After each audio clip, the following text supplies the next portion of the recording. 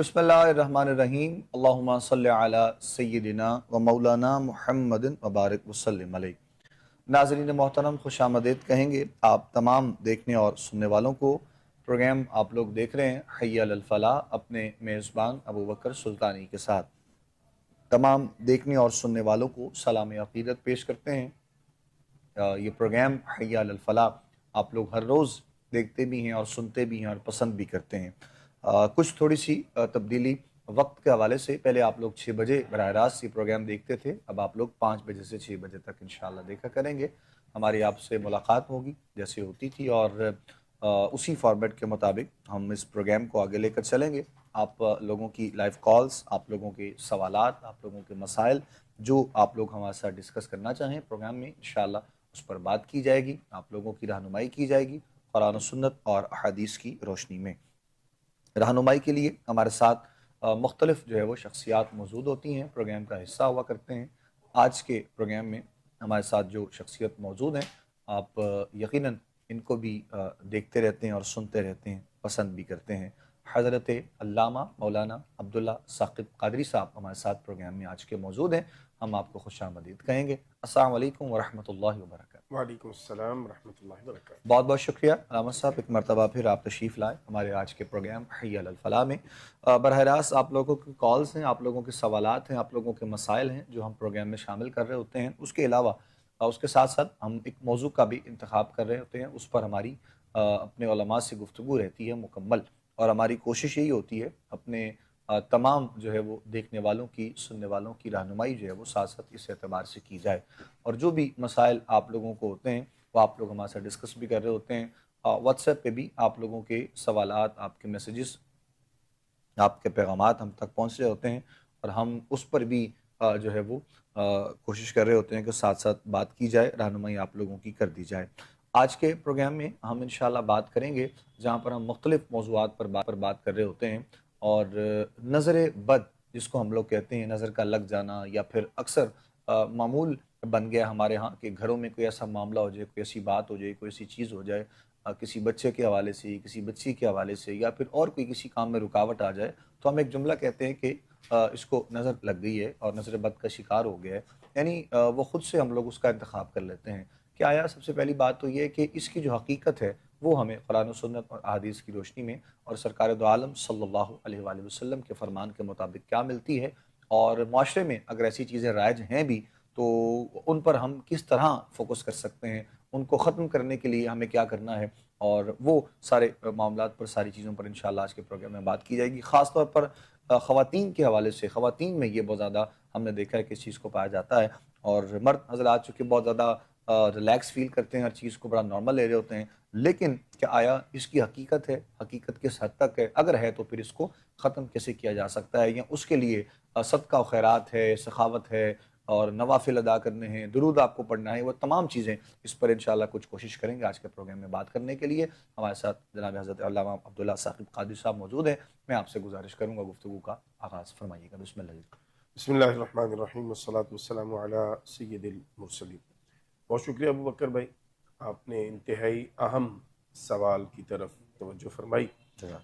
देखिए, इस्लाम दीन फितरत है, और हमारे दीन ने किसी भी मामला में हमें ऐसा नहीं छोड़ा कि जिसमें हमारी रहनुमाई ना फरमाई हो। अल्लाह ने इंसानों की निगाहों में असरात रखे, लेकिन बदकिस्मती है, निगाह बद तो मशहूर हो गई और अच्छी निगाह जो है वो कहीं पीछे रह गई। अल्लाह। निगाह बद या बुरी नज़र बिल्कुल हकीकत है, और इसमें कोई दो राय नहीं है कि ये एक ऐसी चीज़ है कि जो होती है। सूरह कलम में अल्लाह रब्बुल इज़्ज़त जल्ला व अला ने इरशाद फरमाया कि बेशक वो लोग जिन्होंने कुफ्र इख्तियार किया, करीब है कि वो लोग आपको अपनी नज़रों से डगमगा दें। यानी बुरी नज़र जो है ये एक हकीकत रखती है कि जब आप निगाह बद से किसी को देखते हैं तो उसके लिए परेशानी होती है। सही बुखारी शरीफ की हदीस मुबारक है, किताब तिब बाबुल ऐन हक, उसमें रसूल रहमत सल्लल्लाहु अलैहि वसल्लम का फरमान है, फरमाया नज़र का लग जाना ये हक है। सही। यानी इसमें ये सच है, इसमें कोई ऐसी बात नहीं। और दूसरी रिवायत एक और है, हिलियतुल औलिया में और तबक़ातुल अस्फ़िया में, रसूल रहमत सल्लल्लाहु अलैहि वसल्लम ने फरमाया कि नज़र इंसान को कब्र तक اور اونٹ کو ہانڈی تک پہنچا دیتی ہے، یعنی موت تک واقع ہو جاتی ہے اگر بری نظر انسان کو لگی ہو۔ جانور کو بری نظر لگی ہو تو وہ بیمار ہوگا اور بالآخر ذبح ہو کے وہ چولہے اور ہنڈیاں میں پک جائے گا، یہ رسول رحمت صلی اللہ تعالیٰ علیہ وسلم نے فرمایا۔ اور پھر ایک اور روایت اسی طرح کی کشف الاستار میں رسول رحمت صلی اللہ تعالیٰ علیہ وسلم نے فرمایا کہ اس امت میں اموات تقدیر کے بعد سب سے زیادہ جو ہیں وہ نظر بد کی وجہ سے ہوں گی۔ تو یہ ایک ایسی حقیقت ہے جس کو قرآن عزیز نے بیان کیا ہے، لیکن اس کو آپ آج کے دور میں اگر آپ دیکھتے ہیں تو رسول رحمت صلی اللہ تعالیٰ علیہ وسلم کی یہ جو بیان کی گئی حقیقتیں ہیں، آہستہ آہستہ دنیا جو ہے وہ اپنی ترقی کے ذریعے ان تک پہنچ رہی ہے اور ان کو ریویل کرنے کی کوشش کر رہی ہے۔ صحیح۔ مثال کے طور پہ دیکھیے، ہمارے ہاں پانی پر یا بچوں پر دم کیا جاتا ہے، تو لوگ اس بات پر بڑا کلام کرتے تھے کہ اس کا کیا فائدہ ہے، یہ کیوں دم کرتے ہیں، کیوں پھونک مارتے ہیں، کیوں پڑھتے ہیں۔